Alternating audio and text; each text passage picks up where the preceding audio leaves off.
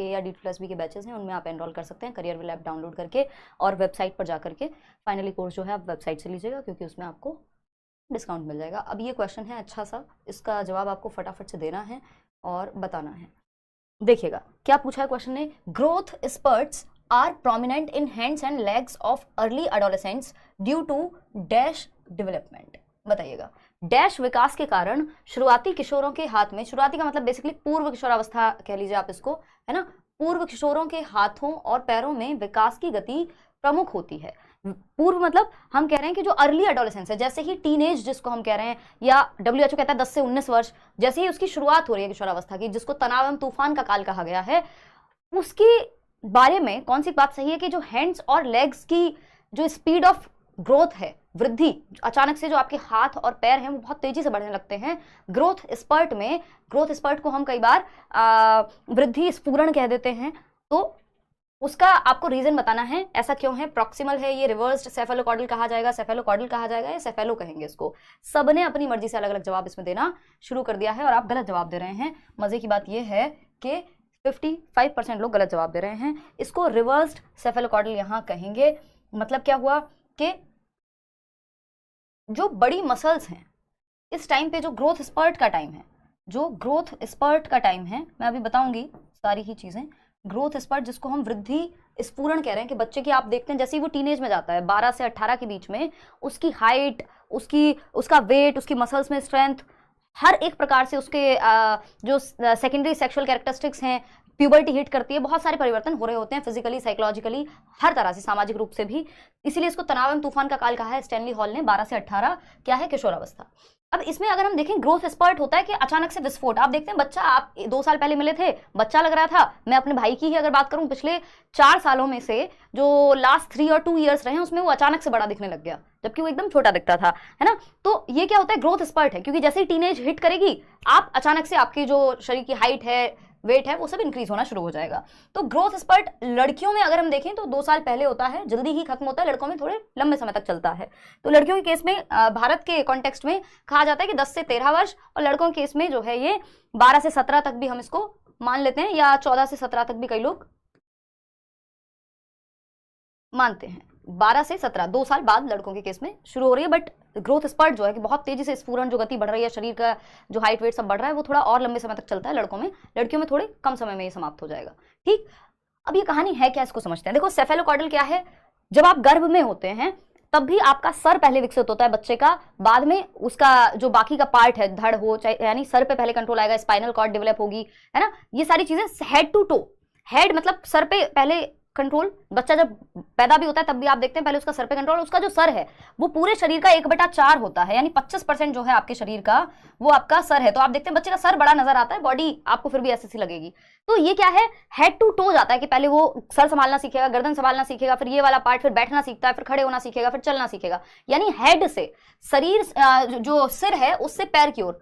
यहाँ पे सेफेल का मतलब होता है ग्रीक में, जो ग्रीक लैंग्वेज है, सेफेल का मतलब है ब्रेन आपका, खोपड़ी आपकी। और कॉर्डल क्या है, जो कॉर्ड है, तेल जिसको हम कहते हैं, पूंछ एक तरह से। तो ये सर हो गया आपका खोपड़ी सेफेल, और कॉर्डल है जो आपकी पूरी टेल है जिससे आपकी पूरी बॉडी कनेक्टेड है। ठीक, सर से पैर की ओर। अब यहाँ पे सर का प्रोपोर्शन बड़ा होता है, लेकिन जैसे आप एडोलेसेंस में जाते हैं तो ये जो ग्रोथ स्पर्ट है, इसके कारण, ग्रोथ स्पर्ट के कारण क्या होगा भाई, ग्रोथ स्पर्ट के कारण आपका जो वृद्धि स्फुरण कह लीजिए आप इसको, जो एडोलेसेंस में वृद्धि स्फुरण है, अचानक से हाइट वेट सब बढ़ रहा है, इसमें आपकी जो लॉन्ग मसल्स हैं, जो लॉन्ग बोन्स हैं या मसल्स हैं, उनमें वृद्धि तेजी से होती है, वो फास्ट ग्रो करती हैं। क्या करती हैं, फास्ट ग्रो करती हैं। लॉन्ग मसल्स कहाँ हैं आपके, या तो लेग्स में है ना, वो फीमर बोलते हैं ना हम, के भाई थाई में जो सबसे बड़ी हड्डी कहते हैं। तो बेसिकली आपको वैसे भी पता है कॉमन सेंस से भी कि सबसे बड़ी मसल्स कहाँ या बोन्स कहाँ होंगी आपके शरीर में, आर्म्स में या लेग्स में होंगी। तो आर्म्स और लेग्स जो हैं वो तेजी से डेवलप यहाँ पे होते हैं, और बाकी शरीर जो आपका प्रोपोर्शन में आ रहा है, पहले सर बड़ा था, लेकिन अब एडोलेसेंस में जो ये स्फुरण है, यानी ये जो ग्रोथ स्पर्ट है, इसकी वजह से आपके आर्म्स और लेग्स, तो आप देखते हैं बच्चे की हाइट अचानक से बढ़ती है। ऐसा नहीं है कि आप उसका शरीर में सर आपको बहुत बड़ा नजर आएगा। तो इसको हम रिवर्स सेफेलोकॉर्डल के रूप में जान सकते हैं। Second option is the right answer, क्योंकि यहाँ हेड उतना बड़ा नहीं है, बाकी एस्पेक्ट्स में जो आपकी लॉन्ग बोन्स हैं वो तेजी से बढ़ रही हैं सर की बजाय। तो इसलिए हम सेकंड ऑप्शन के साथ यहाँ गए हैं। क्वेश्चन नंबर 2 देखिएगा एक बार, और WHO की माने तो एडोलेसेंस क्या है, 10 से 19 वर्ष की अवस्था है जिसमें बहुत सारे चेंज हो रहे होते हैं। खैर ये कहानी हम बाद में करते रहेंगे डिस्कस, अभी हमको इतना ही पे ही रुकना पड़ेगा क्योंकि हम मॉक टेस्ट की तरह चल रहे हैं, तो नहीं तो एक ही क्वेश्चन बैठ के रह जाएंगे। क्वेश्चन नंबर 2 देखिएगा, इन दी पीयर एक्सेप्टेंस, यानी जो साथी समूह है उसमें जब आप समकक्ष स्वीकृति की बात करते हैं कि आपके दोस्त आपको एक्सेप्ट कर लें, the children who are rarely selected positively और नेगेटिवली कॉल्ड, यानी वो बच्चे जो रेयरली कभी उनको सेलेक्ट किया जाता है पॉजिटिवली भी और नेगेटिवली भी, यानी समकक्ष स्वीकृति पहलू में जिन बच्चों को कभी कभार ही सकारात्मक या नकारात्मक रूप से चुना जाता है, यानी नेगेटिवली भी उन पे ध्यान कभी कभार ही जा रहा है और पॉजिटिवली भी उनको कभी कभार ही चुन रहे हैं कि कोई कंपटीशन है या कुछ क्लास में किसी को मॉनिटर बनाना है, तो कुछ बच्चे ऐसे होंगे जिनको बहुत रेयर ही कि अच्छा आज तुमको बना देते हैं, या फिर नेगेटिवली भी अगर कुछ है तो भी उनको रेयर ही चुना जाएगा। इन बच्चों को कंट्रोवर्शियल बच्चे नहीं कह सकते, जो आप लोग कह रहे हैं बिल्कुल गलत कह रहे हैं, ये नेग्लेक्टेड बच्चे हैं क्योंकि कभी कभार ही इनको पॉजिटिवली और नेगेटिवली चूज ही बहुत कम कर रहे हैं, चाहे पॉजिटिव हो या नेगेटिव हो, चूज ही नहीं किया जा रहा है, इनको उपेक्षा की जा रही है, इनकी नेग्लेक्ट किया जा रहा है इनको, तो ये उपेक्षित बच्चे हैं। आएंगे बाकी सबको समझेंगे। देखो कंट्रोवर्शियल बच्चा जो है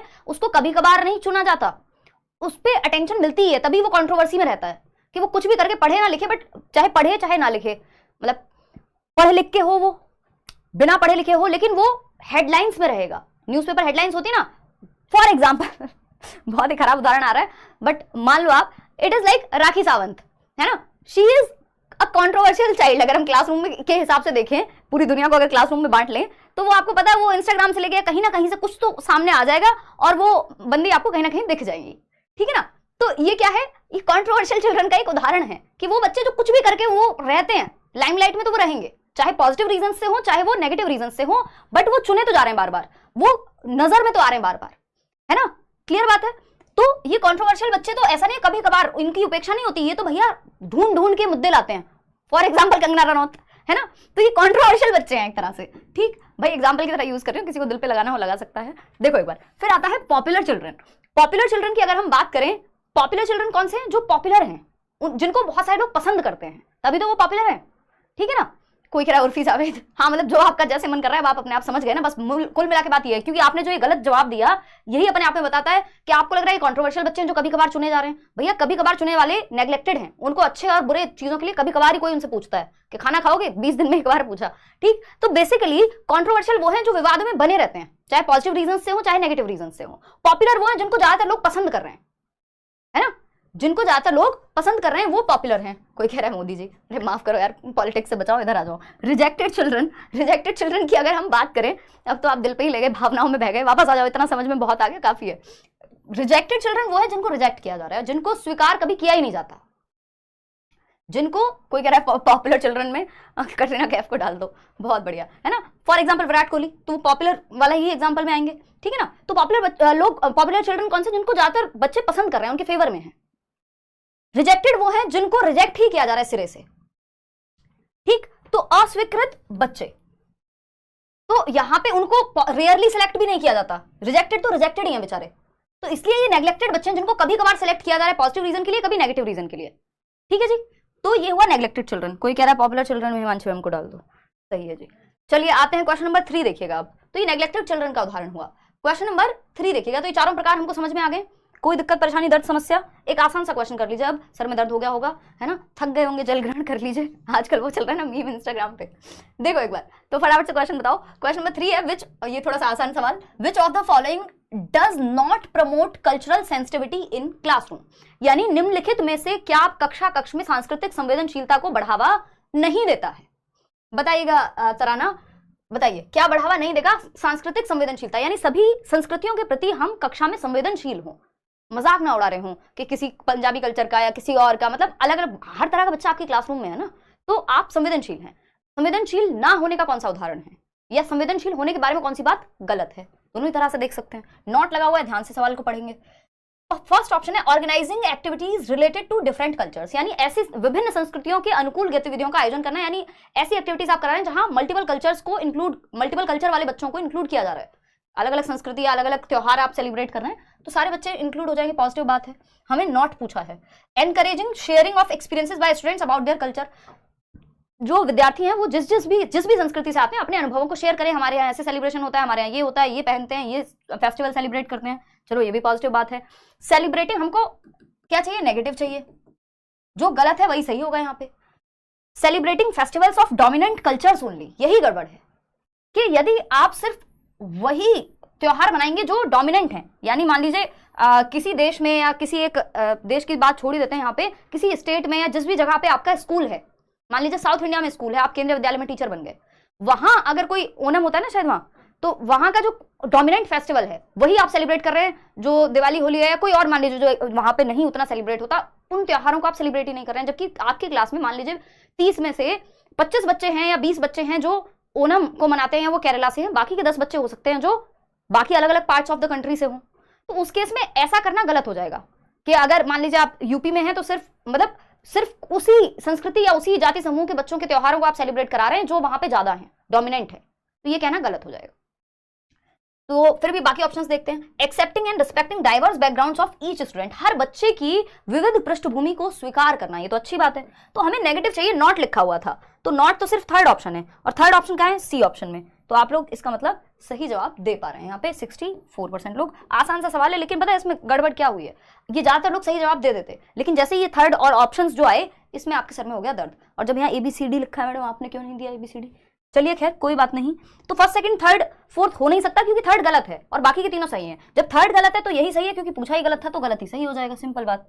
कि आप सिर्फ तो आप कैसे सभी संस्कृति के प्रति संवेदनशील हुए ही नहीं अगर सिर्फ डोमिनेंट कल्चर का ही त्योहार आप सेलिब्रेट करेंगे। क्वेश्चन नंबर 4 देखिएगा, क्वेश्चन नंबर 4 देखिएगा, providing choice and options to students from a range of activities and experiences based on their interest, needs and diversity of learners background follows the principle of, यानी विद्यार्थियों को उनकी अभिरुचि, उनकी जरूरतों, उनके अंदर क्या एप्टीट्यूड है, किस क्षेत्र में वो अच्छा कर सकते हैं, कोई स्पोर्ट्स में, कोई ड्राइंग में, कोई पेंटिंग में, कोई म्यूजिक में, कोई गणित में, तो उनके एप्टीट्यूड को पहचान रहे हैं।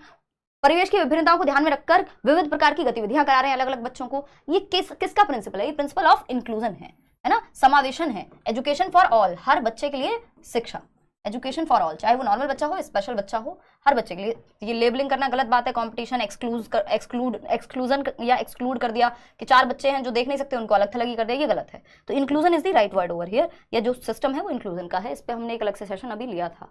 क्वेश्चन नंबर 5 देखिएगा फटाफट से और बताइएगा। क्वेश्चन नंबर 5 क्या कहता है भाई, challenges in reading text and comprehending long passages is a challenge for students with, यानी चैलेंज किसमें आ रहा है, रीडिंग टेक्स्ट को पढ़ने में, पाठ को पढ़ने में और उसको समझने में जो लंबे पैसेजेस हैं दिक्कत हो रही है, कौन से प्रकार का विकार है ये, कौन सी लर्निंग डिसेबिलिटी है, ये बताइए, फटाफट से जवाब दीजिएगा। आज तो मैंने बैच में भी इवन क्लास नहीं लिया, मैं शाम तक भी थोड़ा सा अच्छा महसूस नहीं कर रही थी, तो अभी ऐसे ही चल रहा है। हालांकि हमारा सिलेबस बहुत ही अंडर कंट्रोल है, खत्म ही हो जाएगा 2-4-6 क्लासेस में, बैच की भी अगर हम बात करें तो टेंशन वाली बात नहीं है। अभी एक आध दिन छुट्टी भी हो तो मैं धीरे धीरे वापस आ गई हूँ ट्रैक पे, समय लगेगा थोड़ा सा तबियत बिल्कुल ठीक होने में। तो ये डिसलेक्सिया है एग्जैक्टली, डिसकैलकुलिया तो मैथमेटिक्स में होता है, यहाँ पे रीडिंग की बात हो रही है तो रीडिंग डिसऑर्डर और पढ़ के समझने की दिक्कत है। हियरिंग इंपेयरमेंट थोड़ी है, डिस्ग्राफिया तो राइटिंग इंपेयरमेंट होता है, लिखने में समस्या।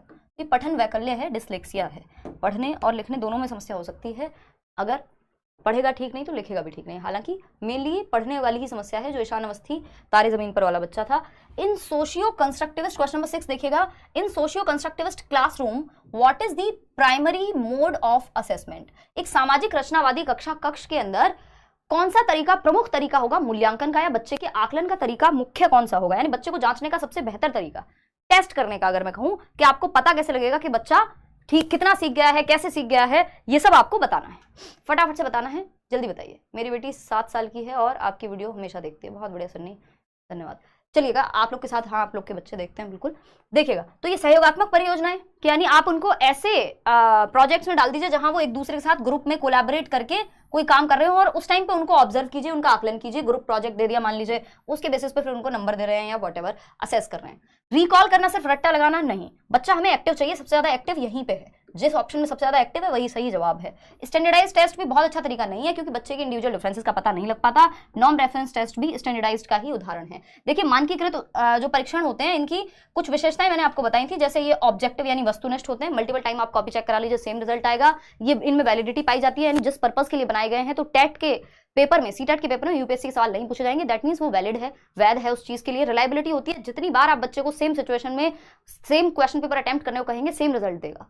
तो ये 3 विशेषताएं होती है और 2 प्रकार के हमने स्टैंडर्डाइज टेस्ट पढ़े थे, एनआरटी नॉर्म रेफरेंस टेस्ट और सीआरटी क्राइटेरियन रेफरेंस टेस्ट। ये जो क्राइटेरियन रेफरेंस टेस्ट है ये सीधा सीधा सीटेट इसमें आ जाएगा कि आपको कुछ परसेंट का क्राइटेरिया है वो फुलफिल करना है, आप पास हो गए, या 12th में 33% लाए। एनआरटी क्या है, जैसे आपका केंद्रीय विद्यालय का या DSSB का एग्जाम आपको मेरिट में आना पड़ेगा, टॉप आप तभी करेंगे जब बाकी सबसे ज्यादा नंबर लाएंगे, ठीक है ना, तो वो एनआरटी हो गया। ये दोनों स्टैंडर्डाइज टेस्ट का उदाहरण है और स्टैंडर्डाइज टेस्ट मानकीकृत परीक्षण के साथ फायदा ये है कि बहुत बड़ी पॉपुलेशन, लाखों लोग बोर्ड का एग्जाम, यूपीएससी का एग्जाम, सीटेट का एग्जाम एक साथ दे सकते हैं, ये स्टैंडर्डाइज है। लेकिन इसकी समस्या ये व्यक्तिगत क्षमताओं को या व्यक्तिगत विभिन्नताओं को, इंडिविजुअल डिफरेंसेस को ध्यान में नहीं रखता। तो कोलैबोरेटिव प्रोजेक्ट बेटर यहाँ पे इसलिए हो जाए क्योंकि बच्चा ज्यादा एक्टिव है और यहाँ पे इंडिविजुअल क्षमताओं को आप देख पाएंगे ज्यादा क्लोजली। तो ये कहानी है। क्वेश्चन नंबर 7 देखिएगा एक बार और जवाब दीजिएगा। क्वेश्चन नंबर 7 क्या कहता है भाई? क्वेश्चन नंबर 7 कहता है the most important objective of the assessment of learners is, शिक्षार्थियों के आकलन का सबसे महत्वपूर्ण उद्देश्य है कि आप बच्चे को जांच रहे हैं, उसके पीछे ऑब्जेक्टिव क्या है, उसके पीछे उद्देश्य क्या है। बेसिकली हम क्यों बात कर रहे हैं अभी कि हम पढ़ क्यों रहे हैं, ये क्वेश्चंस क्यों कर रहे हैं। हमारा उद्देश्य है कि भाई सीटेट का एग्जाम है, आपको कितना आता है अगर आप एक टेस्ट की तरह लगाते हैं तो वो पता लग जाएगा, ये ऑब्जेक्टिव हुआ इस क्लास का, ठीक, कि आपकी अंडरस्टैंडिंग बेटर होगी। तो उद्देश्य क्या होगा बच्चे के आकलन का, सबसे जरूरी उद्देश्य पूछा है। उद्देश्य कई हो सकते हैं, क्या आज के मॉक टेस्ट में सिर्फ अच्छे नंबर लाना उद्देश्य है? नहीं, अगर आ रहे हैं तो बहुत अच्छी बात है, लेकिन आपके कॉन्सेप्ट क्लियर हो गए, ये मुख्य उद्देश्य है आज के इस मॉक टेस्ट का। तो यहाँ पे आपको बच्चों को देखना है, बच्चे की भले की बात कहाँ हो रही है, वही ऑप्शन बेस्ट है। To reflect on the effectiveness of the pedagogy and modify it to enhance learning, यानी अध्यापन की प्रभावशीलता पर विचार करना। पेडागोजी मतलब टीचिंग मेथड्स कितने अच्छे रहे हैं उस पे आप विचार कर पाएंगे, इसलिए आप आकलन कर रहे हैं, असेस कर रहे हैं, टेस्ट कर रहे हैं बच्चे को, और मेथड्स में मॉडिफिकेशन की कहां जरूरत है, चेंज की कहां जरूरत है, वो आपको पता लग जाएगा। तो यही फर्स्ट ऑप्शन हमें अच्छा लग रहा है, फिर भी बाकी के ऑप्शन पढ़ेंगे। To complete one of the task assign to teacher, सिर्फ काम को पूरा करना ये कोई बहुत अच्छा तरीका नहीं है आकलन का, या कोई उद्देश्य नहीं है। कंप्लीट कर देना registers. To create same ability grouping in class, एक ही एबिलिटी के बच्चों को ग्रुप में डाल देना, मिक्स्ड एबिलिटी ग्रुपिंग होनी चाहिए ना कि सेम। तो first option is the right answer, बाकी तीनों गलत हैं। आगे बढ़ेंगे क्वेश्चन नंबर 8 पर, फटाफट से बताइएगा क्वेश्चन नंबर 8 क्या पूछना चाहता है आपसे। Teachers in a primary classroom should learn personal voice the talk to ourselves that guides our thinking and behaviour. एक प्राथमिक कक्षा कक्ष में शिक्षिकाओं को व्यक्तिगत वाक, खुद से बातचीत जो हमारी सोच और व्यवहार का मार्गदर्शन करती है, उसको क्या करना चाहिए। हमारी मतलब बच्चे की, तो बच्चे की सोच को दिशा देने वाली जो पर्सनल टॉक है या पर्सनल वॉइस है, उसका क्या करना चाहिए, जिसको हम दूसरे भाषा में प्राइवेट टॉक कह सकते हैं। जिसकी बात किसने की है, वाइगॉस्की ने की है। इसको हम सेल्फ टॉक भी कह सकते हैं कि एक बच्चा है जो खुद से बात करते हो। कब से कब तक होती है? 3 से 6 वर्ष के बीच में ये पाई जाती है। खुद से बात करना यानी बच्चा खुद को डायरेक्ट कर रहा है, तो इसको प्रमोट करना है, शुड बी एनकरेज्ड। ये पॉजिटिव है क्योंकि बच्चे के सेल्फ रेगुलेशन, सेल्फ डायरेक्शन, उसको दिशा मिलती है खुद से बात करके। अरे ये वाला नहीं, ये वाला आंसर सही होगा। जब आप खुद से बात कर रहे होते हैं, आप खुद को दिशा दे रहे होते हैं, ठीक। तो सही इसमें आपने जवाब दिया। डिस्करेज, प्रोहिबिट, पनिश कर देंगे, नहीं। तो फर्स्ट ऑप्शन सही है, इसमें बच्चा एक्टिव है खुद से बात करते हुए, और जो एक्टिव है तो उसको तो प्रमोट करेंगे। क्वेश्चन नंबर 9 देखिएगा एक बार, ये क्या कहता है भाई क्वेश्चन नंबर 9? ये कहता है the process of teaching and learning for students of differing abilities in the same class is referred to as, यानी एक ही कक्षा में अलग अलग क्षमताओं वाले विद्यार्थियों की सीखने सिखाने की प्रक्रिया क्या कहलाती है। यानी डिफरिंग एबिलिटीज, एक बच्चा है जो मैथ्स में बहुत अच्छा है, दूसरा बच्चा है जो बहुत ही मीडियोकर है मैथ्स में, या तीसरा बच्चा है जो इंग्लिश में बहुत अच्छा है, तो अलग अलग क्षमताओं वाले बच्चे होंगे, सेम एबिलिटी नहीं होगी ना। क्लास में डिफरेंट बच्चे हैं, डिफरेंट एबिलिटी होगी, ठीक है ना, क्लियर बात है। कोई कह रहा है आपको देखकर पढ़ने की एनर्जी चौगुनी हो जाती है। लव फ्रॉम कल्पी, बहुत बढ़िया, थैंक यू रोहिणी। देखिएगा, तो मुझे भी जब मैं डिस्कशन करने आती हूँ तो मेरी एनर्जी भी 4 गुना ही हो जाती है, उससे पहले मुझे मौत आई हुई होती है। आई मीन बिल्कुल कि हाय रे, बिल्कुल तबियत सही नहीं है, एनर्जी डाउन है, ये है वो है, बट जो है आप लोग के साथ जुड़ करके फिर एनर्जी आ जाती है। चलो देखते हैं। Teaching and learning for students of differing abilities in the same class, different ability के बच्चे सेम क्लास में पढ़ रहे हैं, इनको कैसे देखेंगे, कैसे पढ़ाएंगे। डिफरेंशिएटेड इंस्ट्रक्शन कहेंगे, स्टैंडर्डाइज्ड, स्टिमुलेशन, कंडीशनिंग, ये सब नेगेटिव वर्ड्स हैं कि उद्दीपन है, कोई ऐसा थोड़ी कोई लालच दे करके हम बात कर रहे हैं। मानकीकृत निर्देशन, मानकीकृत तो सबके लिए सेम फॉर ऑल हो जाएगा, जबकि हमें निर्देशन मानकीकृत नहीं, डिफरेंशिएटेड चाहिए, फ्लेक्सिबल चाहिए, ये तो रिजिड होता है। डिफरेंशिएटेड इंस्ट्रक्शन, डिफरेंट एबिलिटी के बच्चों को डिफरेंट तरीके से डिफरेंट मेथड्स का यूज करके विभेदी निर्देशन दे रहे हैं। ये एक चाइल्ड सेंटर्ड क्लासरूम का उदाहरण है कि ये स्ट्रेटजी बेहतर रहेगी। डिफरेंट नीड्स को और लेवल्स के बच्चे एक क्लास में पढ़ रहे हैं और हम उनको सिखा पा रहे हैं। क्वेश्चन नंबर 10 देखिएगा। क्वेश्चन नंबर 10 क्या कहता है भाई? In a primary classroom, the teachers should dash private speech or self-talk that guides thinking and action. Again एक और क्वेश्चन सेल्फ टॉक को लेकर के, फटाफट से बताइएगा। प्राथमिक कक्षा में शिक्षकों को निजी भाषण यानी आत्मचर्चा, खुद से जो बात कर रहे हैं, चाहिए और सोच और कार्रवाई का मार्गदर्शन करना चाहिए। क्या करें हम? सेल्फ टॉक को बढ़ावा देना है, प्राइवेट स्पीच निज वाक को एनकरेज करना है। यही बात तो दूसरे क्वेश्चन में दूसरे तरीके से पूछी थी, इग्नोर डिसमिस नहीं भाई, बच्चा खुद को डायरेक्शन दे रहा है। जब वो ये कह रहा है नहीं ये वाला बॉक्स नहीं, ये लगेगा इसमें, अरे ये वाला क्वेश्चन गलत कर दिया, हिमांशी ने तो ऐसे बताया था, जब आप पेपर में खुद से बात कर रहे हैं तो आप खुद को डायरेक्शन दे रहे हैं। और ये होती शुरुआत इसकी 3 से 6 वर्ष की उम्र में है प्राइवेट स्पीच की। वाइगॉस्की ने 3 प्रकार की स्पीच बताई है, फटाफट से मैं बता देती हूँ। एक है सोशल स्पीच, जब आप लोगों से आसपास के बात करना सीखते हैं पहली बार, अराउंड 2 ईयर्स की एज के अराउंड, 2 साल के अराउंड। फिर आपके आती है प्राइवेट स्पीच, जब आप खुद से ही बोल बोल के बातें कर रहे हैं, कोई और नहीं है फिर भी खुद से बोल बोल के बातें कर रहे हैं, ये है 3 से 6 वर्ष के अराउंड। फिर आती है साइलेंट इनर स्पीच, अब आप मन में ही बातें कर लेते हैं, बोलने की जरूरत भी नहीं है बाहर, ये है 6+ ईयर्स की बात। तो ये तीनों रहती हैं लाइफ लॉन्ग, ऐसा नहीं है कि ये प्राइवेट स्पीच आई तो सोशल स्पीच चली गई। सामाजिक वाक, जब आप समाज में बातचीत करना शुरू कर देते हैं, 2 साल की उम्र तक आ जाती है ये बात, 2 सेंटेंस को जोड़ के एक नया वाक्य बनाना शुरू कर देंगे। फिर प्राइवेट स्पीच निज वाक, यानी खुद से बात कर रहे हैं, सेल्फ टॉक, बच्चा बोल बोल करके खुद को ही डायरेक्शन दे रहा है, वो 3 से 6 में। और साइलेंट इनर स्पीच, मौन आंतरिक वाक, मन में जब आप बात करते हैं खुद से, किसी को पता भी नहीं है, वो 6+ ईयर्स में आता है। तो ये 3 प्रकार की स्पीच हैं जो वाइगॉस्की ने दी है। क्वेश्चन नंबर 11 देखिएगा और बताइएगा फटाफट से। क्वेश्चन नंबर 11 क्या कहता है? Seeing the role of boys, यानी लड़कों का रोल देखते हुए, एट होम यानी घर पे, एंड इन दी सोसाइटी, तो घर पे और समाज में जब लड़कों का रोल देखा एक बच्चे मोहित ने, Mohit refused to play the role of a girl in a programme organised in the school. Mohit ने मना कर दिया, भैया मैं एक गर्ल की भूमिका, एक लड़की की भूमिका एक स्कूल के प्ले में, एक स्कूल के नाटक में नहीं निभाऊंगा, क्योंकि मैंने देखा है कि लड़कों का तो रोल अलग है समाज में, पापा थोड़ी कभी खाना बनाते हैं, पापा थोड़ी ना ये बोलते हैं। तो ये क्या हुआ, उसने देखा जो समाज में है, सोसाइटी में और घर पे जो उसने रोल देखा बॉयज का, वो उसमें फिट नहीं हो पा रहा था, और उसने एक प्ले के अंदर, एक नाटक के अंदर एक लड़की का रोल प्ले करने से मना कर दिया, saying that because he is a boy he will not wear a girls dress. It shows what, यानी ये क्या दर्शाता है कि वो तो लड़का है और वो लड़की वाली ड्रेस नहीं पहनेगा, सब उसका मजाक उड़ा सकते हैं, 70 चीजें हो सकती हैं। तो मोहित ने घर व समाज में, कहां देखा ये उसने? घर व समाज में लड़कों की भूमिका को देखते हुए स्कूल में आयोजित एक कार्यक्रम में लड़की की भूमिका को यह कहकर निभाने से इनकार कर दिया कि वह एक लड़का है इसलिए वह लड़की की ड्रेस नहीं पहनेगा। It shows what, Mohan is showing what, अपने व्यवहार में मोहन क्या शो कर रहा है या मोहित क्या शो कर रहा है, ये आपको बताना है। फटाफट से बताइए, जवाब दीजिए। 4th ऑप्शन 54% लोग कह रहे हैं, जो कि सही भी है, बाकी के 46% लोग गलत जवाब क्यों दे रहे हैं? ये जेंडर रोल फ्लेक्सिबिलिटी कहाँ है? अगर फ्लेक्सिबिलिटी होती तो मोहित कहता कोई बात नहीं, कपड़े तो है यार और मेरे को एक्ट ही तो करना है, क्या दिक्कत है?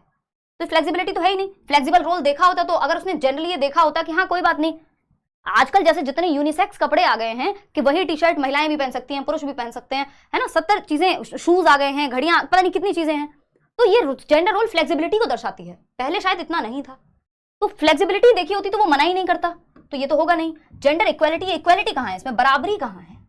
क्या वो कुछ कम हो जाएगा अगर वो एक रोल प्ले कर लेगा एक नाटक में जो उसको एक टास्क मिला है, तो कुछ इनइक्वालिटी क्रिएट हो जाएगी? नहीं, तो इक्वालिटी तो यहाँ है ही नहीं, हो ही नहीं रही। मोबिलिटी, गतिशीलता है, कुछ चेंज आ रहा है? नहीं आ रहा। ये जेंडर टाइपिंग है। जेंडर टाइपिंग क्या होती है? लैंगिक प्रारूपण कह लीजिए आप इसको, प्रारूपण के समाज ने टाइप कर दिया है आपके दिमाग में, जेंडर रोल की टाइपिंग कर दी है कि लड़के तो छोटे बाल रखेंगे, लड़कियां तो बड़े बाल रखेंगी, ये वाला हेस्ट मेहंदी लगाएंगी, लड़के नहीं लगाएंगे, या इस तरह के कपड़े पहनेंगे।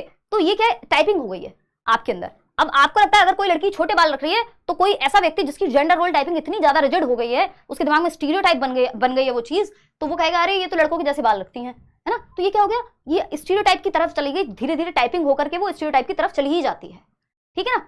तो ये जेंडर रोल टाइपिंग को दर्शा रहा है बच्चा, कि उसके दिमाग में तो यही रोल टाइप हुआ है ना, बैठ गया है उसके दिमाग में। क्वेश्चन नंबर 12 देखिएगा। क्वेश्चन नंबर 12 ये क्या कहता है भाई? विच of the following type of, अब अगर यहाँ टाइपिंग होता ही नहीं तो हमें स्टीरियोटाइप के साथ जाना पड़ता फिर, क्योंकि उसके दिमाग में वो बैठ गया है, लेकिन यहाँ टाइपिंग का ऑप्शन था और वो बेटर ऑप्शन है इस क्वेश्चन के लिए, इसलिए स्टीरियोटाइप इन्होंने दिया भी नहीं।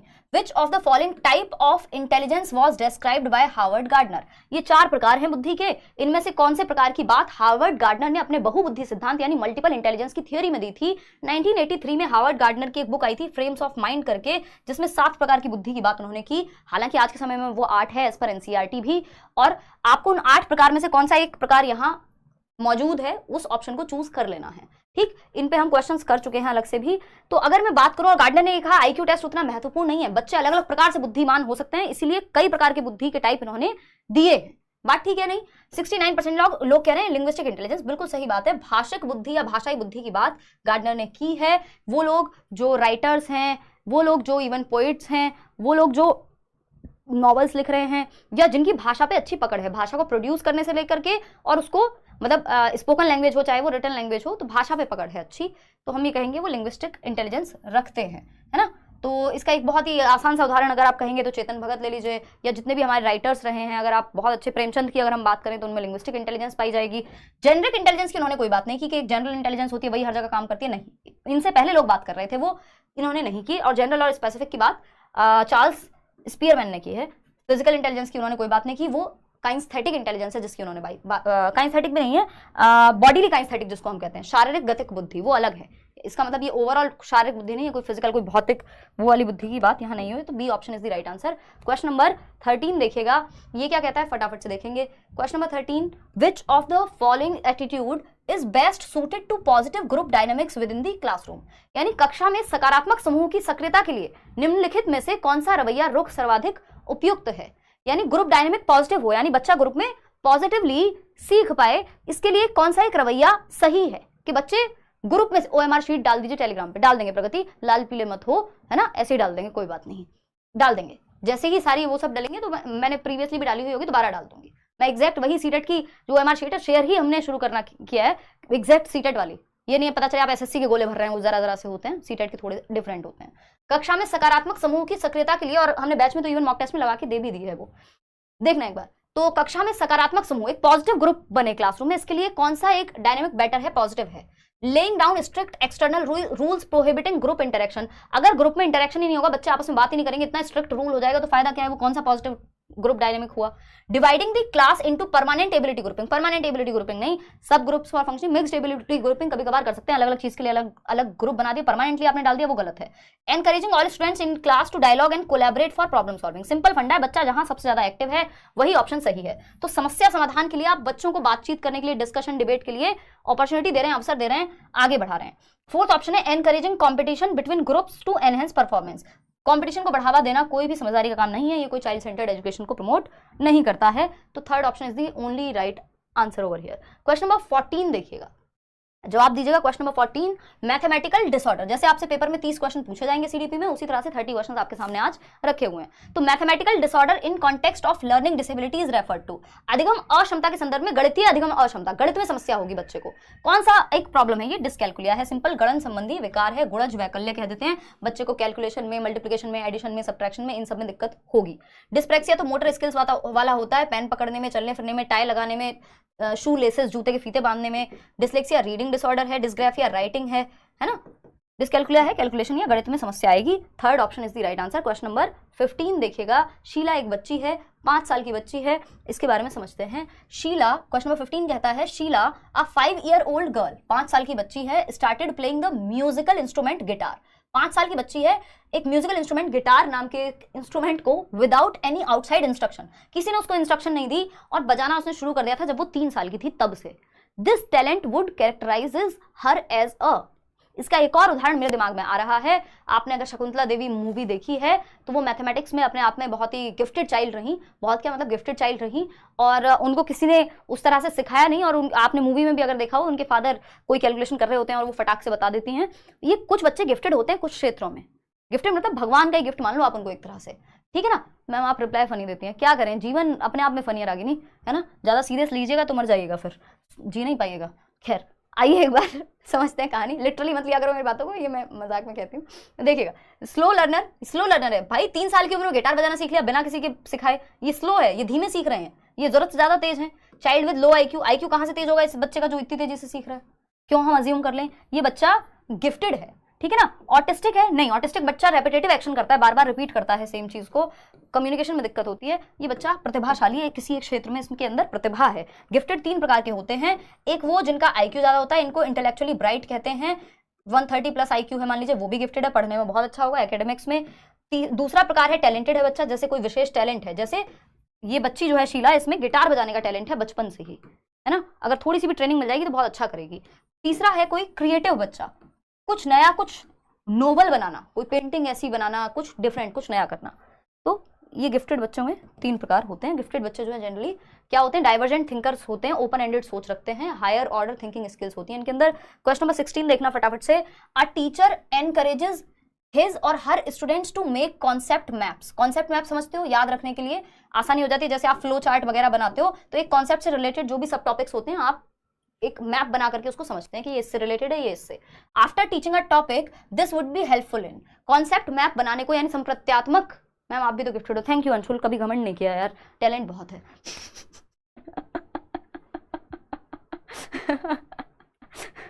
ये हम लोग अपने ट्यूशन के टाइम पे करते थे ऐसी बकैती, मतलब बिल्कुल बिना सर पैर की बातें कि बहुत मतलब कभी घमंड नहीं किया, मतलब बहुत टैलेंट है। देखो एक बार, यह किस में सहायक होगा। अब मैं क्या करूं, आप लोग लिखते रहते हो, मैं कहूं नहीं नहीं ऐसा कुछ नहीं है, या तो मैं ये कहूं। देखो एक बार, अगर हम बात करें देखो एक बार फटाफट से कमेंट करो। राहुल को भूख लग गई, निशा राहुल तो अपना रोटियां दबा चुका है। हमारी क्लास शुरू होने के समय पे मैं आ रही हूँ वहां से घड़ी पहनते हुए, वो अपना बैठ के खाना खा रहा है। तो निशा है आज और मैं हूँ, हम उपवास पे हैं, जब क्लास खत्म हो जाएगी तब खाना खाएंगे। पनीर बना है आज, और आपको पता ही है वेजिटेरियन लोग हमारे जैसे, उनके लिए पनीर से बड़ी कोई डिश क्या ही होती होगी, है ना। देखो एक बार, बहुत बातें कर ली इधर उधर की, इधर आ जाओ वापस से। 41% हो, देखो फर्स्ट ऑप्शन कह रहे हैं 41% हो, अभी चेक करेंगे। कॉन्सेप्ट मैप की बात हो रही है। एक अध्यापिका किसी एक विषय को पढ़ाने के बाद विद्यार्थियों को संकल्पनात्मक मानचित्र बनाने के लिए कहती है। संकल्पनात्मक मानचित्र यानी कॉन्सेप्ट का मैप, फ्लो चार्ट या किसी भी तरह से जिसमें कॉन्सेप्ट समाहित हो सके। क्लियर है बात। तो इससे क्या होगा, कंडक्टिंग फॉर्मेटिव असेसमेंट। हाँ भाई, बच्चा पेन पेपर टेस्ट ना देकर के कोई एक्टिविटी कर रहा है तो ये फॉर्मेटिव एफए है, रचनात्मक तरीका है, क्रिएटिव तरीका है आकलन का, सही है। Testing the capability of students to summarise the main points. भाई मुख्य बिंदु को समराइज कर पाया बच्चा या नहीं उस कॉन्सेप्ट के, बिल्कुल सही बात है, पता लग जाएगा वो बना पा रहा है या नहीं, कि हमने आज क्या क्या पढ़ा तो उसने मैप बना के बता दिया। Developing rubrics to evaluate the level of the students. Rubrics होते हैं, सेट स्टैंडर्ड डेवलप हो जाएगा, एक गाइड डेवलप हो जाएगा कि बच्चा अगर इतने परसेंट बना पा रहा है तो इसका मतलब इतने परसेंट उसकी जानकारी है। तो एक गाइड, एक पैमाना होता है रूब्रिक बच्चे को जांचने का, तो वो भी डेवलप होगा इससे। Testing the artistic ability. ये आर्टिस्टिक एबिलिटी टेस्ट करने के लिए नहीं है, आर्टिस्टिक एबिलिटी के लिए कोई ड्राइंग पेंटिंग कुछ भी काम दिया जा सकता था।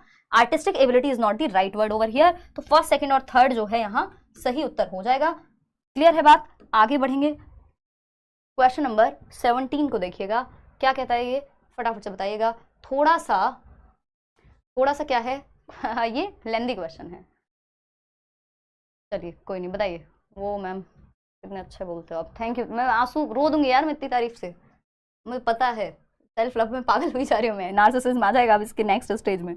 देखो एक बार क्वेश्चन नंबर 17 देखो एक बार, बताओ फटाफट से, इधर उधर ही बातें करवा लो इनसे। देखो, a teacher encouraged her students to learn about their heritage through conversations with adults and community members. Choose the option from the following that reflects the teacher's perception about socialisation and learning. यानी a teacher encourage her students, बच्चों को encourage किया, प्रोत्साहित किया एक teacher ने, learn about their heritage, जो भी उनकी हेरिटेज है, विरासत है, अपने आसपास की चीजें हो सकती हैं, कल्चर के बारे में हो सकती हैं चीजें, कोई मॉन्यूमेंट हो सकता है, इन सब के बारे में वो अपने अडल्ट्स और कम्युनिटी से बातचीत करके, अपनी दादी नानी से, अपने आसपास के लोगों से, अपने माँ बाप से, अपने आस पड़ोसियों से, मान लीजिए कोई है जहाँ पे कोई व्यक्ति है उसकी क्लास में जो आगरा से है तो उससे बात कर रही है ताजमहल के बारे में बच्ची, तो ये सब के बारे में वो बातचीत करके कम्युनिटी से सीख रही है। ये क्या रिफ्लेक्ट करता है, फटाफट से बताना है आपको। थैंक यू विकास, धन्यवाद। देखिएगा, तो ये क्या दिखाता है, सोशलाइजेशन और लर्निंग का क्या संबंध है, यानी सामाजिकरण और अधिगम का क्या संबंध है, ये क्या दर्शाता है। भाई समाज में हम घुलते मिलते हैं, चीजें सीखते हैं, सोशलाइजेशन के थ्रू भी हम चीजें सीखते हैं। समाज में घुलने मिलना सीखने को सोशलाइजेशन कहते हैं, समाजीकरण, समाज में रहने के तौर तरीके सीख रहे हैं हम, बाहर से कोई आए तो नमस्ते करते हैं, पानी देते हैं, वटेवर, है ना। लर्निंग, जो भी आप कुछ नया सीख रहे हैं, यहाँ पे दोनों जुड़े हुए हैं। तो recognising the importance of knowledge acquired by children from the community, यानी यहाँ पे टीचर रिकॉग्नाइज कर रहे हैं, महत्व दे रहे हैं, जो समुदाय से हम सीखते हैं, समाज से, वो भी महत्वपूर्ण हमारे ज्ञान के निर्माण में या सृजन में, बिल्कुल सही बात है। Believing that learning takes place in social setting and that it is important to make connections, कि जो अधिगम है वो सोशल सेटिंग्स में यानी सामाजिक परिवेश में बेहतर सीखा जाता है। जो बात कौन कह रहा है, चाइल्ड सेंटर्ड एजुकेशन या प्रोग्रेसिव एजुकेशन, जो प्रगतिशील शिक्षा है, जॉन डुई भी यही कह रहे हैं कि learning is a social activity, group में कराओ आप, बेहतर होगी। Valuing the connection of knowledge acquired in school with local knowledge, जो बाहर की लोकल नॉलेज है, जो रियल वास्तविक दुनिया है, उससे कनेक्ट कर दिया आपने किसको, क्लासरूम नॉलेज को, किताबों के ज्ञान को। Giving more importance to knowledge taught in school, नहीं यहाँ पे ऐसा नहीं हो रहा कि जो स्कूल में सिखाया जा रहा है उसको ज्यादा महत्व दे रहे होते तो फिर कम्युनिटी के साथ इंटरेक्शन की बात आती ही नहीं। तो फर्स्ट, सेकंड, थर्ड यहाँ पे भी सही है, यानी third option is the right answer, जो कि 61% लोग जो है वो कह रहे हैं। अच्छा, धन्यवाद। अगेन रागिनी कह रही हैं आप इतने फेमस हो फिर भी आप में ईगो नहीं है। रागिनी वही है ना यार, कभी घमंड ही नहीं किया। मजाक कर रही हूँ, दिल पे मत ले लेना। देखो एक बार फटाफट से बताओ, क्वेश्चन नंबर 18। इधर उधर की बातें करते हो यार, जिस भी कमेंट पे नजर जाती है वो इधर उधर की बातें करता मिलता है। देखो एक बार, देखिए ये कौन मोए मोए करा रहा है। इधर आ जाओ क्वेश्चन नंबर 18 पे। Which of the following scenario exemplifies constructivist pedagogy. Constructivist मतलब बच्चा जहां एक्टिव होगा, पियाजे और वाइगोस्की की बात हो रही होगी, रचना करके सीखेगा। एनसीएफ भी इसी पे बेस्ड है। पियाजे क्या है, रेडिकल कंस्ट्रक्टिविस्ट हैं, वाइगोस्की क्या है, सोशल कंस्ट्रक्टिविस्ट हैं, ठीक है ना। तो कौन सी संरचनावादी शिक्षा शास्त्र विधि को दर्शाती है? पहला ऑप्शन है, यानी बच्चा जहां एक्टिव है। Students listen to the teachers and take notes on the content covered. बच्चे सुन रहे हैं और नोट्स बना रहे हैं, उतने एक्टिव नहीं है, इससे ज्यादा एक्टिव हो सकते हैं। सेकंड ऑप्शन है, students repeat loud long passages to memorise them. Again यहाँ पे भी वो रट्टे लगा रहे हैं, उतने एक्टिव नहीं है। यहाँ पे भी बस बैठ के नोट्स ले रहे हैं, लेक्चर मेथड है, उतने एक्टिव नहीं है। Students learn the material in their textbooks and take test covering the content. जो किताब में लिखा है वो सीख रहे हैं और टेस्ट दे रहे हैं, उतने एक्टिव हैं ही नहीं। अ टीचर जहां एक्टिविटी करेंगे वहां एक्टिव होंगे। A teacher presents his students with a contemporary issue on which they discuss and debate. Teacher ने कंटेम्प्रेरी इशू दिया कि भाई अब डिपेंड करेगा, अगर 11th 12th की क्लास है और कोई सब्जेक्ट है मान लो सोशियोलॉजी जैसा, तो हम कहेंगे भाई कि ये जो प्राचीन निगम वाला केस हुआ, क्या ये सही है? इस पे सब अपने अपने विचार देंगे, डिस्कशन होगा क्लासरूम। मतलब इस तरह का कोई भी मुद्दा हो सकता है जो उस समय पे चल रहा हो, समकालीन हो, है ना। क्या लड़के लड़कियों में भेदभाव सही है? अब इस पे चर्चा हो रही है, टीचर ने टॉपिक दे दिया एक तरह से उस समय पे चलने वाला, क्लास के हिसाब से दिया जाएगा टॉपिक। ऐसा नहीं है 5वीं क्लास के बच्चे को ये बात कहोगे, शायद उसको ठीक से ना जमे वो चीज। तो fourth option is the right answer. आगे बढ़ेंगे क्वेश्चन नंबर, क्योंकि बच्चा वहां ज्यादा एक्टिव है, उसकी सोच विचार की क्षमता, उसकी बातचीत की क्षमता वहां निकल करके आएगी। क्वेश्चन नंबर 19 देखिएगा। In many cases young girls rather than boys are expected to perform household chores and sibling care in the absence of their mothers. This is an example of what. यानी अधिकांशतः यह देखा गया है कि माताओं की अनुपस्थिति में, यानी मम्मी अगर घर पे नहीं है, तो लड़कों की अपेक्षा लड़कियों से घरेलू कार्यों को करने व छोटे भाई बहनों की देखभाल करने की अपेक्षा ज्यादा की जाती है। ये किसका उदाहरण है? यानी मान लीजिए घर में एक भाई है जिसका नाम है ए और एक भाई है जिसका बहन है जिसका नाम है बी, ठीक है ना। तो ये जो बॉय है, बॉय और गर्ल बना देते हैं, B for boy G for girl कर देते हैं। तो यहाँ पे एक ब्रदर बॉय है और एक गर्ल है। घर पे अगर मम्मी नहीं है तो बहन खाना बना के देगी। मैंने खुद देखा है अपने, अब तो खैर मतलब बहुत सारे लोग टच में नहीं रहे उस तरह के, बट बहुत, लेकिन ये कॉमन चीज है, हम आसपास देखते हैं, ऐसा नहीं है। तो मेरा खुद का एक्सपीरियंस है कि मेरी फ्रेंड्स थी एक दो जिनके यहाँ पे अगर मम्मी नहीं होती है तो खाना वही बनाते हैं। और आपने भी ये देखा ही होगा, किया भी होगा कई फीमेल्स ने, खाना जो है अगर मम्मी नहीं है तो बेटी ही बनाएगी खाना, भाई जो है वो नकारा आके बैठ के बस खा ले, बहुत बड़ी बात है ना। मैं खराब शब्द यूज कर रही हूँ, but you are getting what I am saying. क्यों कह रही हूँ ऐसा, अभी आंसर में पता लग जाएगा, है ना। कि मतलब उसको भी 2 हाथ दिए भगवान ने, वो भी खाना बना सकता है, मदद कर सकता है, एटलीस्ट दोनों मिलकर के बना सकते हैं, ठीक है ना। क्योंकि लेकिन हमारे यहाँ स्टीरियोटाइपिंग हो गई है, क्योंकि हमने मान लिया खाना बनाना सिर्फ मम्मी का काम है, तो वही खाएगा आके। और मुझे उस समय भी इस बात से इतनी तकलीफ होती थी, पता नहीं क्यों, क्योंकि मतलब हमारे घर में क्या ऐसा नहीं हुआ, या भाई बहुत छोटा भी था, और देयर वर मल्टीपल रीजंस।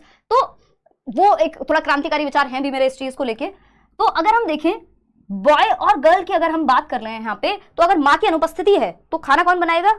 बेटा नहीं बनाया, बेटी बना रही है, यानी गर्ल बना रही है। अगर छोटे भाई बहन हैं तो बेटी उनको संभाल रही है। पुराने टाइम पे, हमसे एक जनरेशन पहले चले जाएं, तो बड़ी बहन मतलब माँ का ही काम है, वो अपना जीवन भी सेक्रीफाइस कर देगी। किस लिए? क्योंकि छोटे भाई बहन को संभालना है, ठीक है ना। क्या ये फेयर है? फेयर तो नहीं है। ये क्या है? स्टीरियोटाइप का उदाहरण है, सिंपल सिंपल। इक्विटी इसमें कुछ भी नहीं है कि अब कई लोग कहेंगे नहीं नहीं उनमें तो मातृत्व ज्यादा होता है महिलाओं में, इसलिए उनको ये काम दिया जा रहा है। अच्छा भैया, खाना बनाने में मातृत्व भी लगेगा, बच्चों को संभालने में भी, तो आप में भी तो होगा कुछ, ठीक। तो ये हम नहीं कह सकते, इक्वालिटी भी बिल्कुल भी नहीं है, और ये रेलेवेंस भी कुछ नहीं है। ये स्टीरियोटाइप है, रूढ़िबद्धता है, क्योंकि चला आ रहा है, ऐसा देखा है हमने, तो हमने इसको सही मान लिया है, ठीक है ना।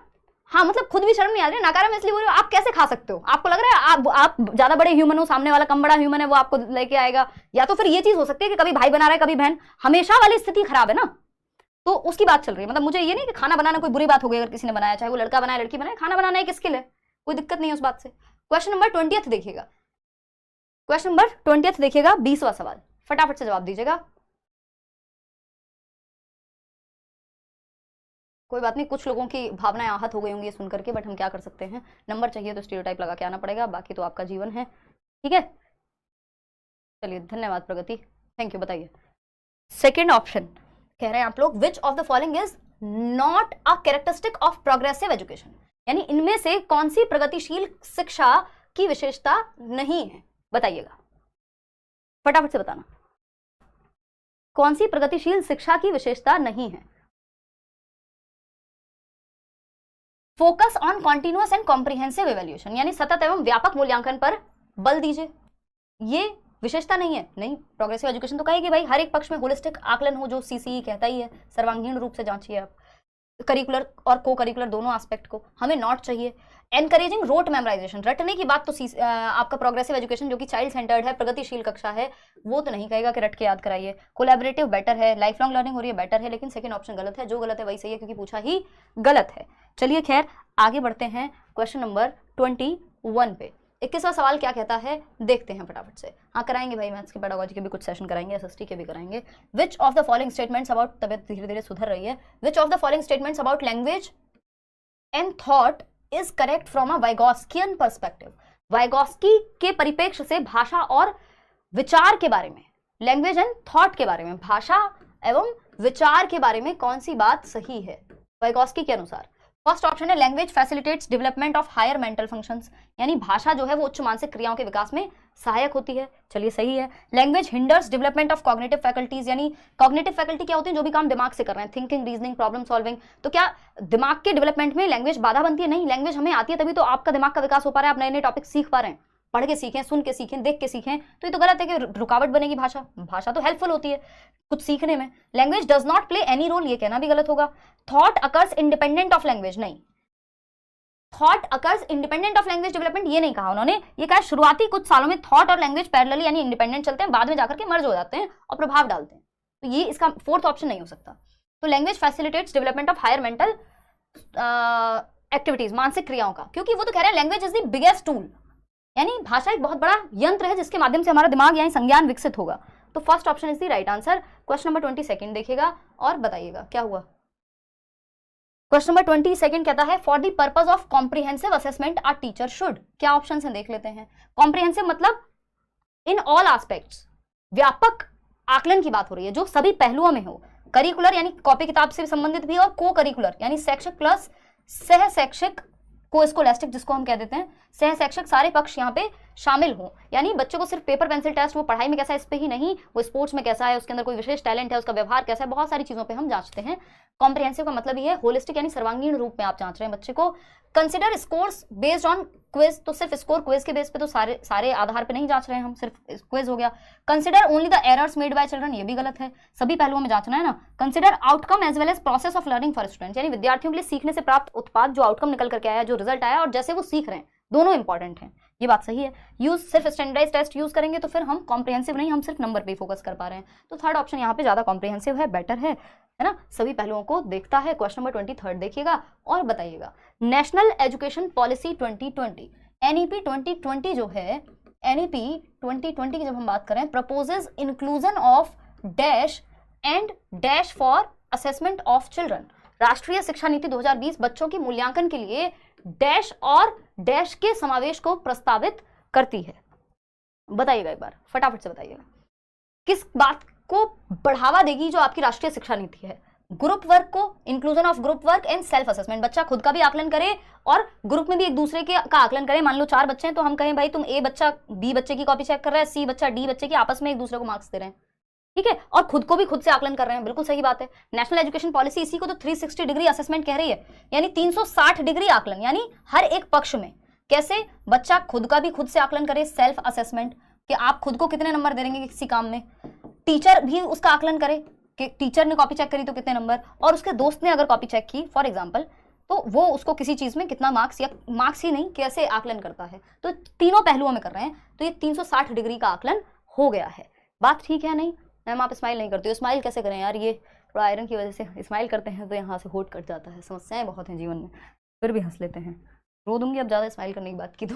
देखो एक बार इधर आ जाओ। तो अगर हम बात करें तो प्रोजेक्ट्स हाँ ठीक है, बट स्टैंडर्डाइज टेस्ट सही नहीं है, ये स्टैंडर्डाइज टेस्ट सही नहीं है, पोर्टफोलियो सही था, नॉर्म और क्राइटेरियन रेफरेंस टेस्ट तो स्टैंडर्डाइज का उदाहरण हो गए, तो बात तो बराबर ही हो गई। फर्स्ट ऑप्शन ही बचता है जो सही है, तो 86% इज द राइट आंसर। आगे बढ़ रहे हैं, सही जवाब दे रहे हैं 86% लोग। क्वेश्चन नंबर 24 देखिएगा। क्वेश्चन नंबर 24 क्या कहता है भाई, फटाफट से बताना है और फोकस करना है क्वेश्चन पे, इधर उधर की बातों में बहुत लग जाते हो। मैं थोड़ा जल ग्रहण कर लेती हूँ। मैम आप रियल में कहीं क्या कह रहे हो, बातें करने में बहुत मन लगता है, मैंने कब से संडे वार्ता नहीं की है। कहीं टीचिंग करते हो? यार मैंने ऑफलाइन पढ़ाया है और हम लोग डिस्कशन करते हैं बीच बीच में। रियल में टीचिंग तो इतना बड़ा तामझाम हो चुका है कि मतलब कहीं और जाके तो अब नहीं हो पाएगा। हमारे साथ लोग जुड़े हुए हैं जो अच्छे से।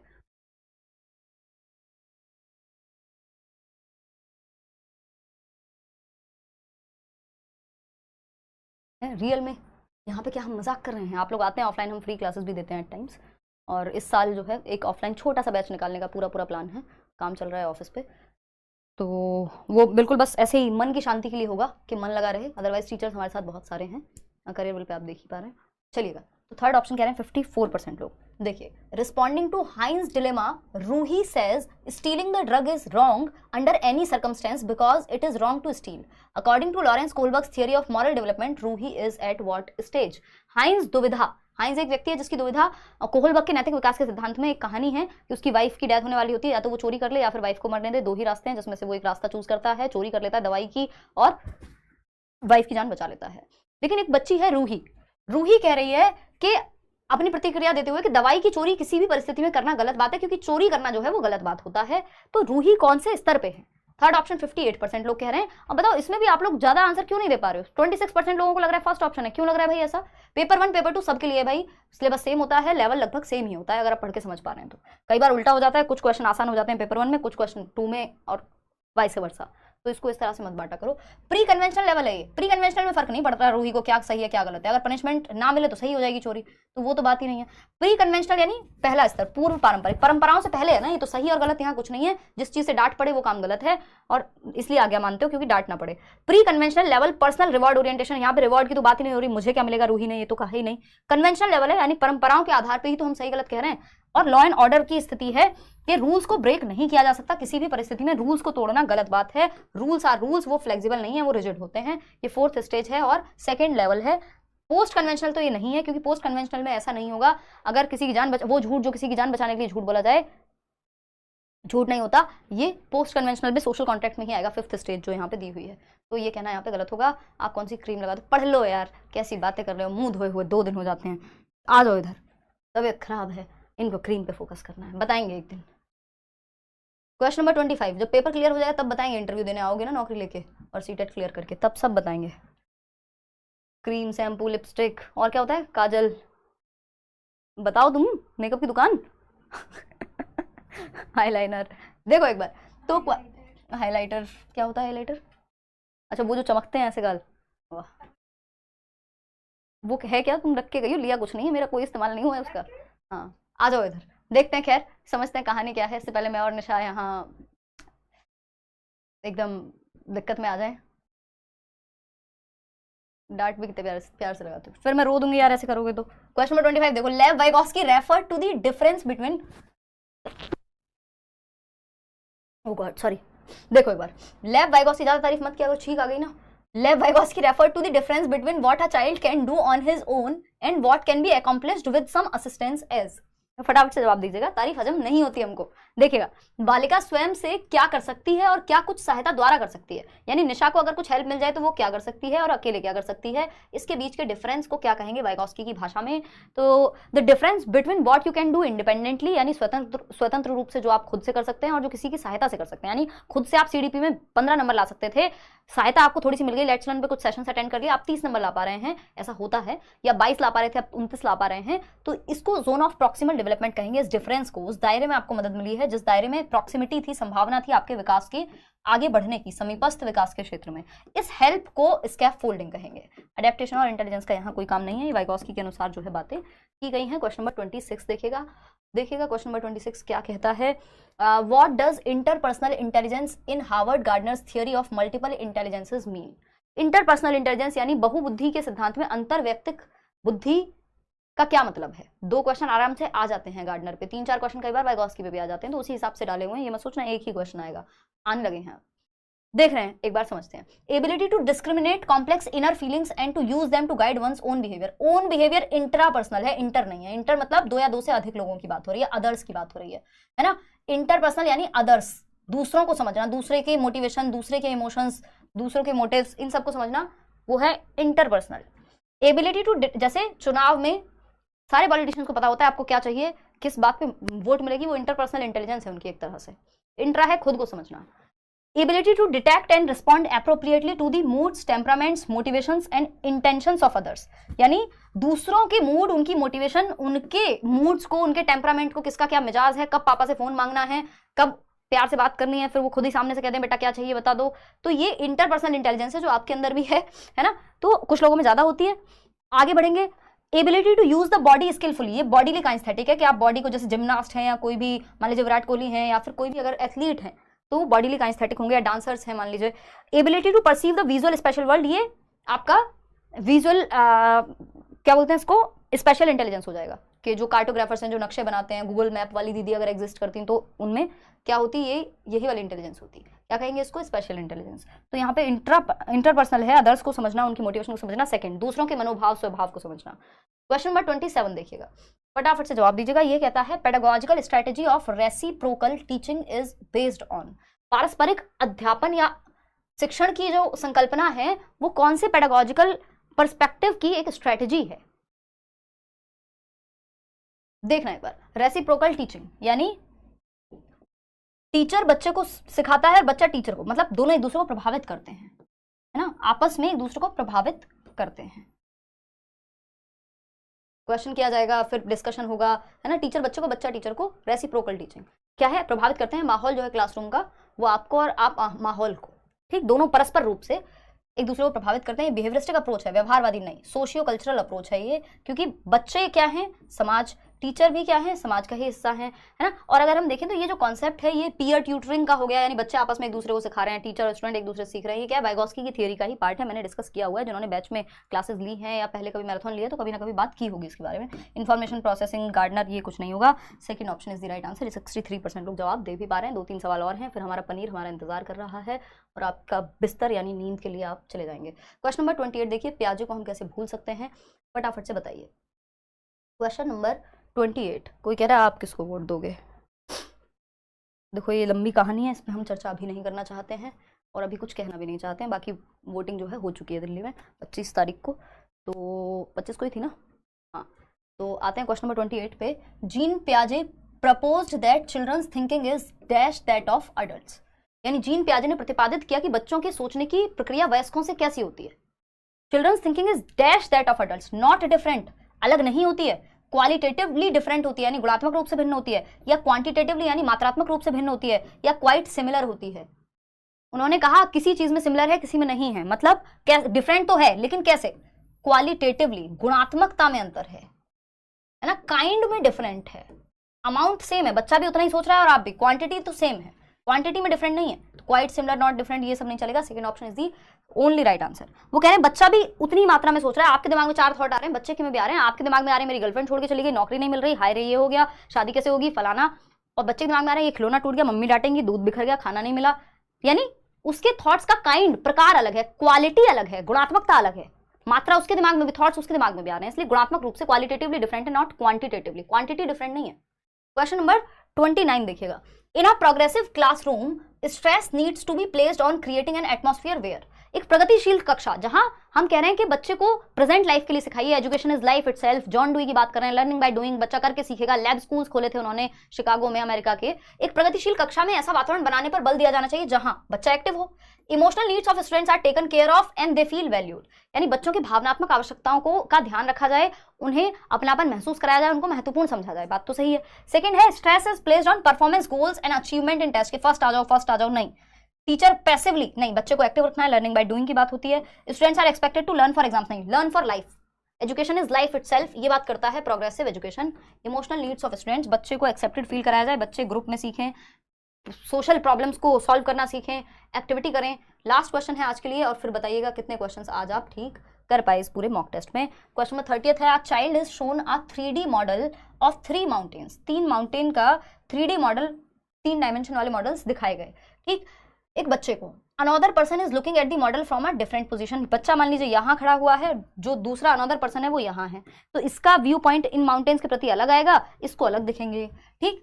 The child is asked to depict the other person's view of the model but is unable to do so correctly, इसको प्याजे का माउंटेन टेस्ट भी कहते हैं। कि एक बच्चे को कहा गया कि ए को कहा गया कि बी के तरफ से क्या दिख रहा होगा, यानी मैं यहाँ पे खड़ी हुई हूँ और निशा वहां बैठी है, तो मैं कहूं कि निशा को वहां से कैसा दिख रहा होगा, इस पे मैं विचार कर पाऊं। तो इसके लिए मुझे क्या करना पड़ेगा, थोड़ा हाइपोथेसाइज करना पड़ेगा, थोड़ा सा मतलब बेसिकली इमेजिन करना पड़ेगा। अपने सिंपल बात भाषा में अगर मैं कहूं तो मुझे क्या करना पड़ेगा, निशा के परिप्रेक्ष्य से, निशा के व्यू पॉइंट से देखना पड़ेगा खुद को। तो वो ईगोसेंट्रिज्म को हटाना पड़ेगा, लेकिन बच्चा ये कर नहीं पा रहा, unable to do so. According to Jean पियाजे ये किसका प्रदर्शन करता है, ईगोसेंट्रिज्म का, कि बच्चा दूसरे के पर्सपेक्टिव को, दूसरे के परिप्रेक्ष्य को नहीं समझ पाता, खुद को ही सेंटर में रखता है। वो कहेगा जैसा मुझे दिख रहा है ऐसा ही दिख रहा होगा निशा को भी, जबकि निशा की तरफ से अलग, निशा के एंगल से अलग दिख रहा होगा और मेरे एंगल से अलग दिख रही होंगी चीजें, ठीक है ना। तो एनिमिज्म तो होता है निर्जीव को सजीव समझ रहा है बच्चा, कि पेन को, उससे को पेन से चोट लग जा रही है, वो सोच रहा है कि पेन ने चोट मारी है उसको, जबकि पेन में तो कोई जान नहीं होती, नॉन लिविंग है। ऑब्जेक्ट परमानेंस 18 से 24 महीने के बीच में आ जाता है, यानी जो पहली स्टेज है कि अगर कोई चीज सामने नहीं है तब भी वो उसके बारे में सोच पाए या याद रख पाए। हाइपोथेटिकल थिंकिंग तो बहुत बाद में आती है। This is egocentrism. ये ईगोसेंट्रिज्म को ही चेक करने के लिए पियाजे का 3 माउंटेन टेस्ट हुआ था। तो आउट ऑफ 30 क्वेश्चंस